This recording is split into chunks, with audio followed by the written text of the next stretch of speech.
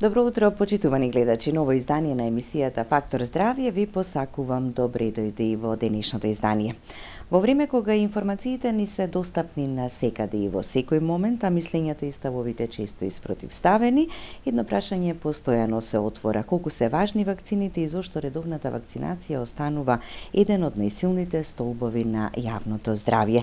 Вакцинацијата не е само лична одлука, туку и колективна одговорност. Начин да ги заштитиме најранливите, децата, хронично болните, но и целата заедница. И утрово во Фактор здравје зборуваме токму за оваа тема, за важноста на имунизацијата, за редовниот календар на имунизација, зошто е важно редовно да се примаат вакцините, што значи прескокнување, одложување или пак непримање на вакцина, кои се несакани ефекти, очекувани и безбедни, и како да ги разрешиме и да ги надминеме дилемите и стравовите кај родителите кои што се уште размислуваат дали да ги вакцинираат своите деца. На оваа тема утрово разговараме со професор доктор Катарина Ставрич, педијатар имунолог, шеф на катедрата за семејна медицина, Медицински факултет Скопје.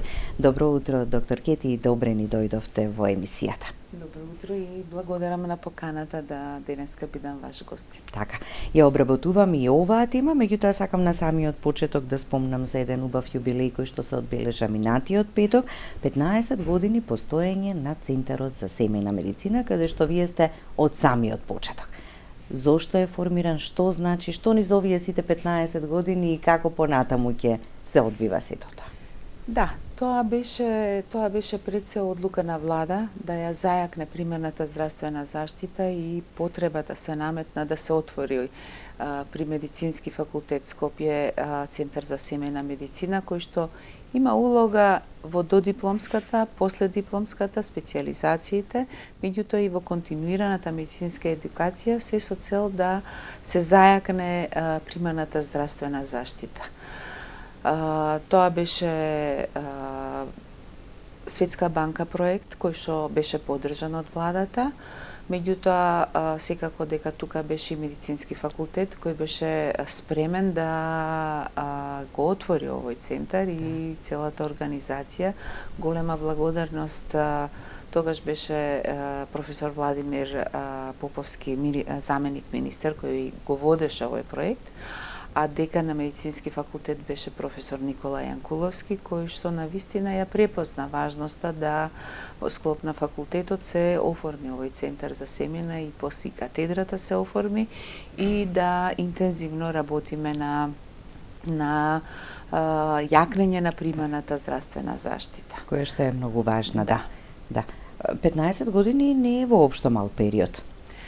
Не е мал за да период, се изреализира се, ама е потребна и поддршка и поттик, така, за да се оствари сето тоа. Навистина многу направивме за овие 15 години и голема благодарност и до сите специјалисти по семејна медицина, едукатори, ментори, без нивниот ентузијазам да навистина нешто се промени во работата на семејните лекари, матичните лекари, немаше сето тоа да се изреализира. Секако и меѓународната поддршка тука ја имавме, која што ни помогна да го формиме наставниот кадар, не вклучи во голем број, повеќе од 15 меѓународни истражувачки проекти во овие 15 години бевме вклучени и на некој начин го изградивме и академскиот кадар.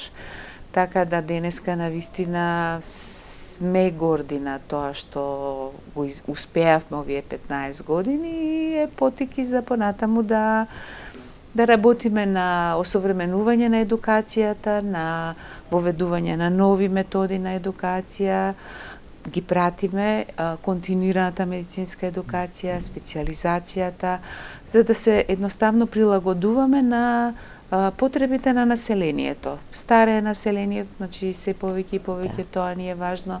Имунизацијата, исто превенцијата, се повеќе и повеќе се става акцент на превенцијата и улогата на семејните лекари во превенција.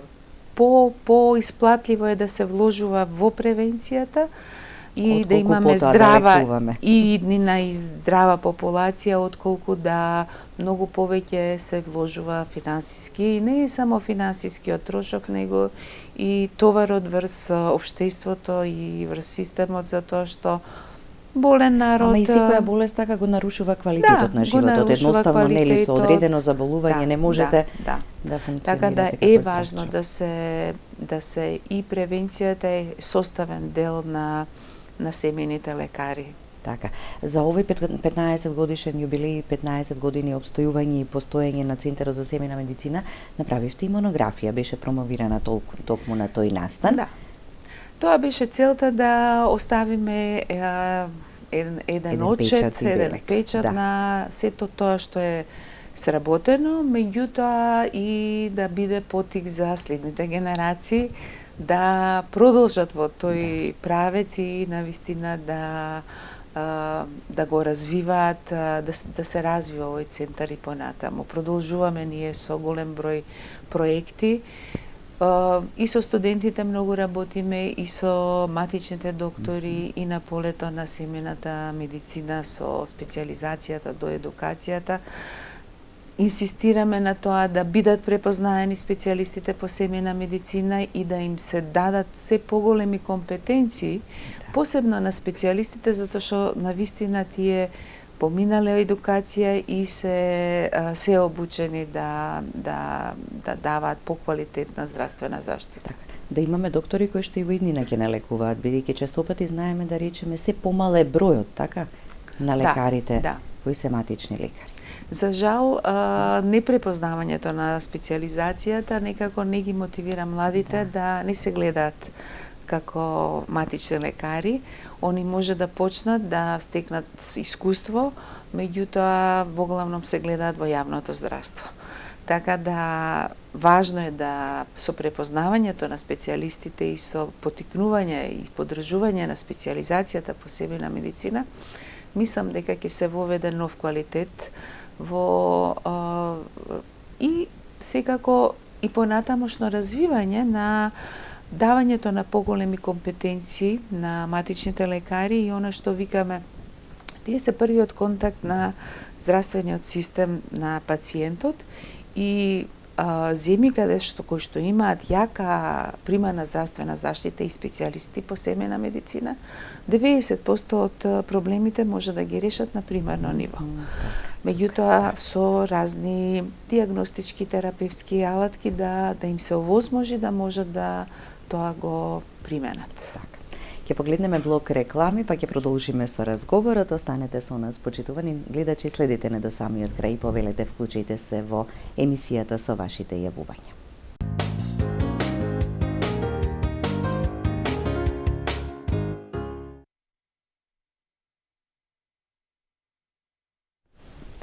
Со професор доктор Катарина Ставрич, педијатар имунолог, шеф на катедрата за семејна медицина, Медицински факултет Скопје, зборуваме и обработуваме темата за важноста на вакцинацијата и календарот на имунизација. Пред да почнеме и да зборуваме и да разговараме, да го вклучиме и гледачот, секогаш велиме предност даваме на гледачите, повелете добро утро, ве слушаме. Добро утро. Добро утро. Ве слушаме, повелете, во програма сте. Имам прашање на докторката. Така. Имунизација, а не глата ме боли и во колената и во врато. Дали може некој лек да глата нон-стоп ме боли? Дали сте биле кај матичниот лекар за истите овие симптоми, нему да му го кажете или пак на докторката така за да знае каде понатаму да ви испрати и препрати за дополнителни исследувања или нешто што во моментот би ви помогнало? Да кажам друго. Да, и стомако, и ме боли така, не можам. И кога ќе спијам, некако кога ќе станам кога шамотен сум, ама глата ме боли ужасно. Така, во ред ви благодариме за јавувањето. Ајде, нека се обрати до сепак до неговиот матичен доктор за да го прегледа. Може да и треба, може некој испитувања да направи, она притисок да измера, еден клинички преглед да направи, невролошки преглед да направи, за да може лабораторија да направи, за да може да се ориентира во кој правец да евентуално кој специјалист понатаму да консултира. Така да во секој случај нека се обрати до својот матичен доктор. Посебно кога има симптоми кои постојат, односно да, обстојуваат подолго време. Тоа се општи симптоми кои што замор, така, може да биде и некоја хипертензија, може да биде и некој невролошки проблем, може да биде и некоја друга состојба, така да во секој случај бара еден преглед, пред се добар клинички преглед, може би базична лабораторија, а после тоа и консултација со специјалист. Така, да. И се надоврзуваме на она што на почетокот го зборувавме, Центарот за семејна медицина, семејните лекари, матичните лекари, каде што почнува пред се превенцијата, вакцинацијата, имунизацијата е еден од начините да превенираме, да се заштитиме од сериозни, страшни заболувања кои што на времето ги имала, а за жал веќе можеби сме ги подзаборавиле, па затоа некогаш има и дилеми околу вакцинирање. Па да, благодарение на вакцините, фактички младиве родители сега не ги гледаат тие болести. Така да и можеби тоа влијае на нивните дилеми дали да ги вакцинираат своите деца или не.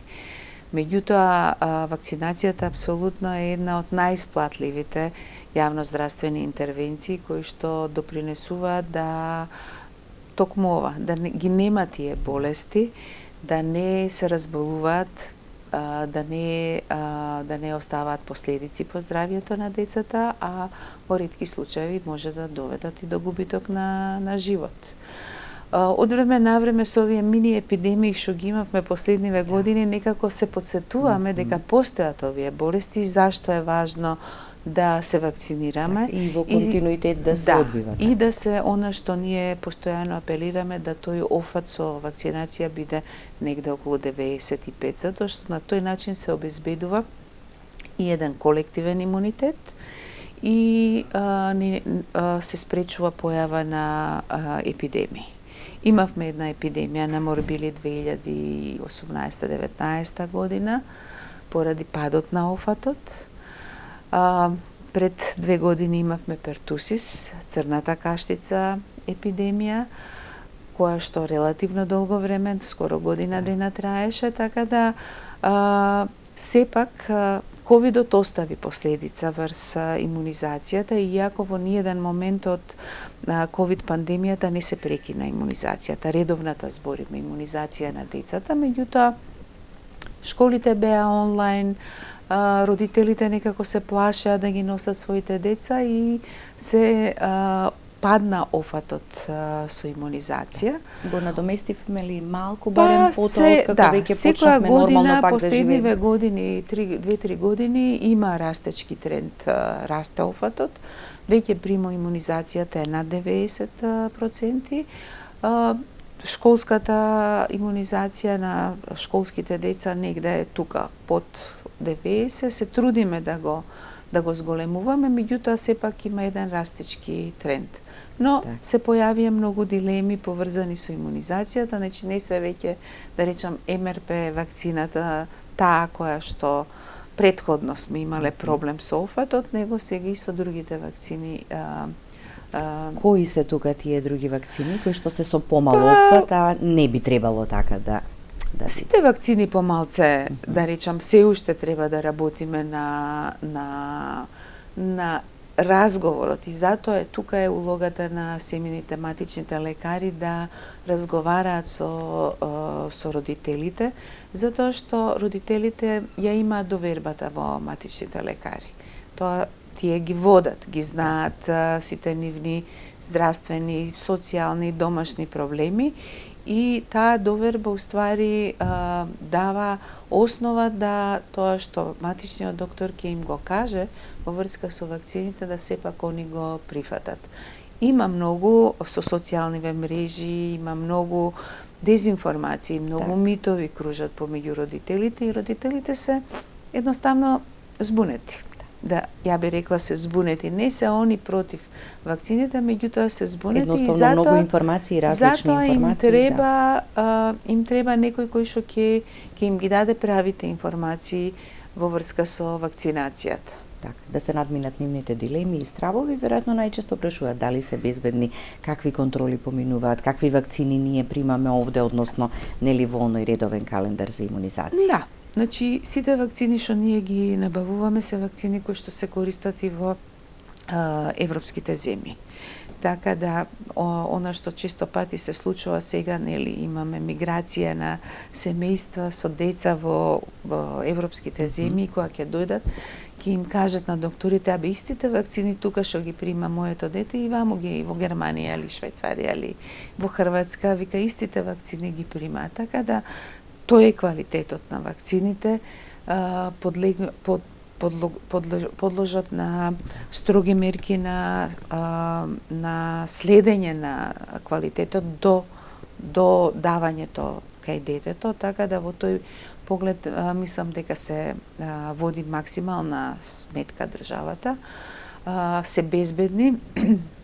Тоа се вакцини кои што се користат повеќе од 50 години, 70 години, така да има очекувани несакани реакции кои што може да се јават и обично докторите во вакциналните пунктови им објаснуваат на родителите што да очекуваат, што да очекуваат покрај оние општи, да речам, црвени лоток, болка, можеби на местото на апликација, некои вакцини може да дадат и некои други поспецифични симптоми.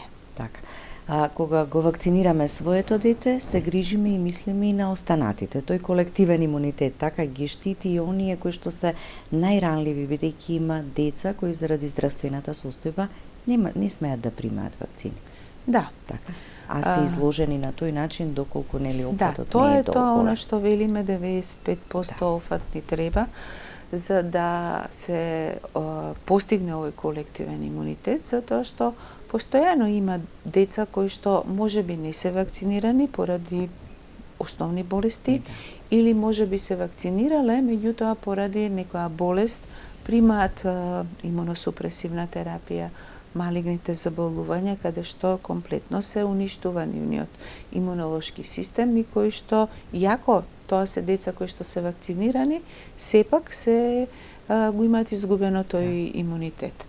Така да можеме и нив да ги заштитиме, тоа е тој колективен имунитет важно.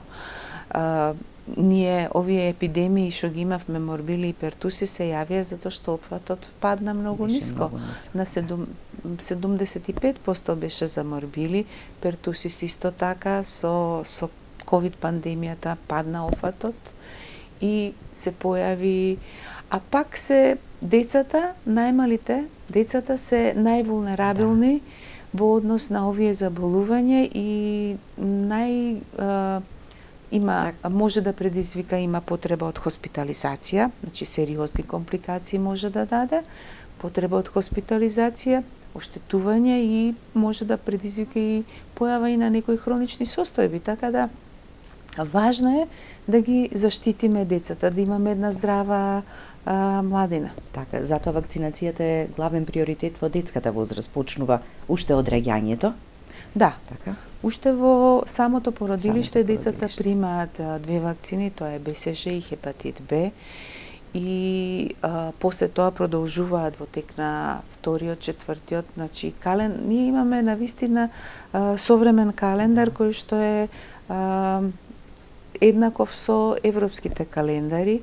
За 13 болести се вакцинираат децата, така да навистина не гледаме, можеби родителите знаат повеќе, осетиле последните вакцини што ги внесовме, рота вакцина и пневмококна вакцина од 2019, дека пред тоа беа доста чести инфекции кај малите деца, деца кои што идат во градинка, кај доенчињата и дека тоа беше доста честа причина и за хоспитализации. Деца со проливи, деца со пневмонии, со отити, да, сериозни компликации можат да дадат во таа мала возраст, по воведувањето на овие две вакцини фактички се намали драстично бројот на деца кои што се хоспитализираат и да се разболат, затоа што сепак се тоа има многу соеви. Вакцините штитат за оние соеви кои што се кои што даваат најтешки компликации, сериозни компликации. Така да мислам дека родителите тоа им е можеби најсвежо, дека ефектот на воведувањето на вакцините. Така да.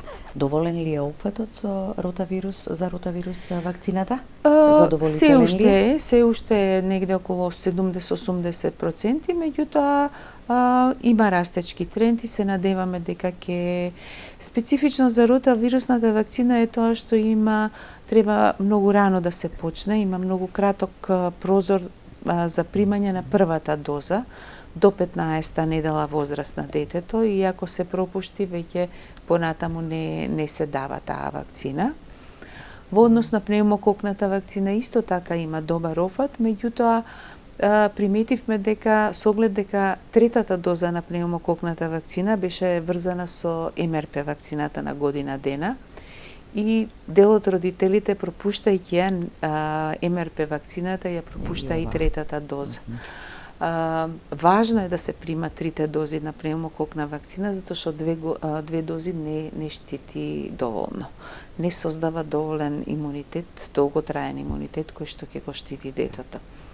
И затоа и Комисијата за имунизација направи една промена, значи ги раздвои овие две вакцини независно, значи прво важно е да ја прими пневмококната вакцина на 12 месеци, а помеѓу 12-тиот и 15-тиот месец да ја прими МРП вакцината. Така. Календарот за имунизација е креиран така да нели во одредена возраст и период од животот во детската возраст да се примат вакцините во одредени дози како што се планирани и пропишани. Што доколку некоја вакцина се пропушти, што доколку некоја доза се пропушти, има простор за надокнадување? Да. Освен како што рековте за ротавирусот, така што мора во тој период да се прими. Мора да се прими, меѓутоа и ротавирусната вакцина се прима во тек на во дојнечкиот период, после тоа не се прима.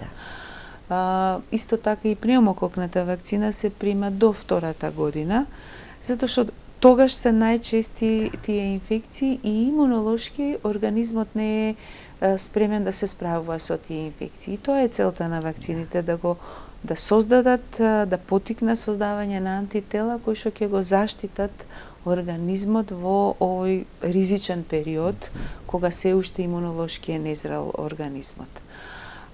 Другите вакцини во принцип може да се примаат и покасно, не е проблем, до 18 години, како што е нашиот календар за задолжителна имунизација, со тоа што не се повторно не се почнува од првата доза, него таму каде што запрело детето со вакцинација се продолжува со примањето на вакцините. Но пак ќе кажам, имунолошки гледано е важно да се запази тој временски период на растојание помеѓу вакцините, затоа што тогаш се создава најдобар имунолошки одговор во организмот. Секоја наредна доза се дава со цел да се зголеми. Значи, веќе се постигна одреден имунолошки одговор, тој да се зголеми, со третата уште поиќе, така да на некој начин да се создаде еден имунитет кој што после тоа долготрајно ќе биде присутен и ќе го штити организмот од тие заболувања. Но различни вакцини имаат сепак некој ограничен период. Тетанусот последната доза ја примаат во 4-та година гимназија на 18-19 години. И со таа се заокружува заокружува задолжителната имунизација, меѓутоа се знае дека тетанус има рок на тие антитела, тој имунитет што се создава, би требало на секој 10 години да се прима бустер доза, ние што викаме дополнителна доза, за да се одржува нивото на антитела во организмот. Ќе погледнеме уште еден блок реклами, па ќе продолжиме понатаму. Останете со нас, почитувани гледачи.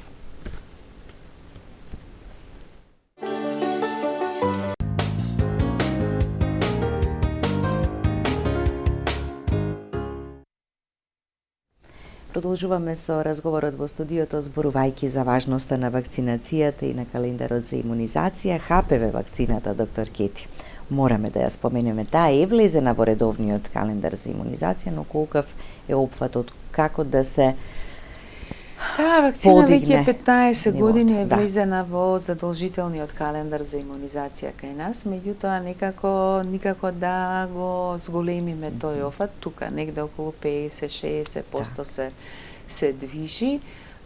Се дава на возраст од 12 години, а од минатата година, значи не само девојчињата, него и момчињата се вакцинираат со ХПВ вакцината. Морам да кажам дека тоа е вакцина која што штити од канцер.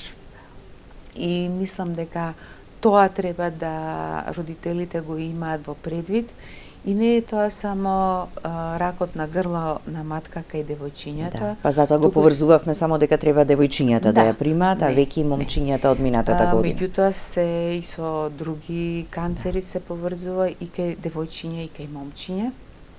И она што се повеќе и повеќе последните години станува актуелно, тоа е орофарингеалниот карцином. И кај женски, и кај машки, така да се поврзува со ХПВ вирусот. Важно е да се вакцинираат. 12 годишна возраст е од имунолошки аспект е покажано дека е најдобар период кога се постигнува задоволителен имунолошки одговор.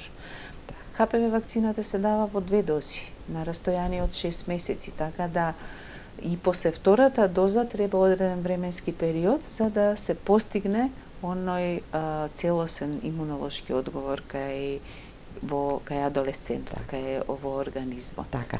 До 18 години е веќе влезена како бесплатна во редовниот календар. Да. Меѓутоа може и на и според потоа кој што календар- сака нели лично, така да си ја прими. Според календарот е на 12 години се вакцинираат, со тоа што од 12 до 15 години се даваат 2 дози. Веќе после 15 години се даваат 3 дози. И тоа зборува дека потребно е трета доза за да се постигне имунолошки одговор. Иначе вакцината како препорачана возраст кога од 9 години се дава, од 9 до 15 и во различни земји различни календари имаат. После тоа, после 15-та година се даваат 3 дози. Ние овозможивме ради ковидот, ради сето тоа до 4-та година, 18 односно 19 години е бесплатна за сите девојчиња и момчиња. После тоа фактички може да се прима, меѓутоа веќе е со плаќање. И Но нема горна граница. Нема горна граница, така да. До тој период веројатно родителите одлучуваат, така е носат одлуката дали ќе ги вакцинираат, а потоа сами може да одлучат. 4-та година, затоа што веќе самиот позрели, ученик посвесни, знаат, повеќе се информирани, да. И може и он да донесе одлука дека треба да се вакцинира и да се заштити. Последиците не се гледаат веднаш, меѓутоа се гледаат покасно, а она што и гинеколозите го кажуваат се на помлада и помлада возраст го гледаат карциномот на грлото на матката кај женската популација. Така. Имаме гледач на линија, да го слушнеме прашањето. Повелете, добро утро. Ало, добро утро. Добро утро, ве слушаме. Биле поздрав, се наубаво за празниците, вака да ти кажем, може овој да не е у темата, ние нели постарите, ама овие вакцини што ги примамо нели што за грипот, нели, ја првата и втората вакцина имаше нели корона и некои операции и се. Првата и втората вакцина ништо не осети, ама гледав се третата вакцина, поминаа 2 месеца како руката така сака, левата рука да ми трне нешто така, како ми нешто чудно ми е, па да го прашам докторката да не е нешто страшно, а и некој збора дека и у десното рамо некој примале вакцина. Дали е тоа точно да го прашам од докторката и голем поздрав биле до тебе. Добро, ви благодариме за јавувањето. Да. И со ова еве можеме да се префрлиме и на вакцинацијата нели на повозрасната популација како што е против грипот и ред други вакцини кои што се примаат. Обично се дава во левото раме, се дава вакцината и трнењето во раката и ова, во секој случај ја би препорачала една консултација со матичниот доктор. Затоа што тоа може да се симптоми и од други проблеми. Ама и веќе пред 2 месеци примена вакцината не би требало вака одложено да има реакција. Да има вака одложена реакција. Така да во секој случај една консултација со матичниот доктор да види, затоа што сепак тоа може да се симптоми од проблеми со вратот, од проблеми со кичмата, така да во тој правец да се размислува. Така, да. Со вакцинацијата ги штитиме најранливите, децата, доенчињата, хронично болните. Сега, и бремените жени. И бремените, така, да. Оние кои што имаат проблеми со хоп, со астма, се препорачува така и вакцината против грипот и стрептококната, така тоа беше. Тоа е она што го велиме улогата на матичниот доктор, затоа што не е само оваа задолжителна вакцинација кај децата, меѓутоа више збориме за имунизација низ целиот животен век. Она што реков, тетанусот треба да се на секој 10 години обновува. Тука се хронично болните пациенти, ризичните групи на пациенти. Вакцината за грип еве веќе повеќе од 6 години државата обезбедува бесплатна вакцина за овие ризични групи. Тука одзивот е многу голем, така и задоволителен. Оваа година мислам дека е навистина задоволителен и дека скоро сите вакцини што се набавени во државата ќе се потрошат. Меѓутоа, тука се хронично болните со астма и со хоп, кај што се препорачува пнеумококната вакцина да ја примаат. Тука се бремените жени, што ги рековме, се препорачува и они спаѓаат во ризична група за вакцинација за грип. Меѓутоа, се препорачуваат и други вакцини, пертусисот се препорачува. Бидејќи се уште пертусисот можеби го немаме, меѓутоа можем повторно да се го има во Европа и се препорачува, во многу земји препорачуваат трудниците да се вакцинираат со пертусис, пред се не само она да се заштити, туку и новороденото да го заштити.